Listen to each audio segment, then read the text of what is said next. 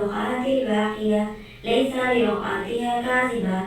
خافضة رافية إذا رجت الأرض رجا وبست الجبال بثا فكانت هباء منبثا وكنتم أزواجا ثلاثة فأصحاب الميمنة ما أصحاب الميمنة وأصحاب المشأمة ما أصحاب المشأمة والسابقون السابقون أولئك المقربون في جنات النعيم ثلة من الأولين وقليل من الآخرين على سرر موزونات متكئين عليها متقابلين يطوف عليهم بلدان مخلدون بأكواب وأباريق وكأس من معين لا يصدعون عنها ولا ينزفون وفاكهة مما يتخيرون ولحم طير مما يشتهون وحور عين كأمثل اللؤلؤ المكنون جزاء بما كانوا يعملون لا يسمعون فيها لغوا ولا تأثيما إلا قيلا سلاما سلاما وأصحاب اليمين ما أصحاب اليمين في سدر مخضود وثلج ممدود وظل ممدود وماء مسكوب وفاكهة كثيرات لا مقطوعة ولا ممنوعات وفروش مرفوعات إنا أنشأناهن إنشاء فجعلناهن أبكارا قلوبا أترابا لأصحاب اليمين ثلة من الأولين وثلة من الآخرين وأصحاب الشمال ما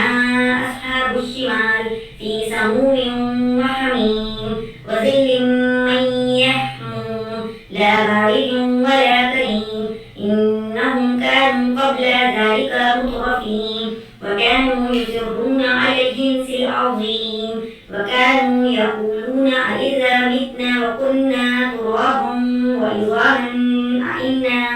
لمبعوثون أوآباؤنا الأفضلون قل إن الأولين والآخرين لمجموعون إلى ميقات يوم معلوم ثم إنكم أيها الضالون المكذبون لآكلون من شجر زقوم فمالئون منها البطون فشاربون عليه من الحميم فشاربون شرب الهيم هذا نزلهم يوم الدين نحن خلقناكم فلولا تصدقون أفرأيتم ما تمنون أأنتم تخلقونه أم نحن الخالقون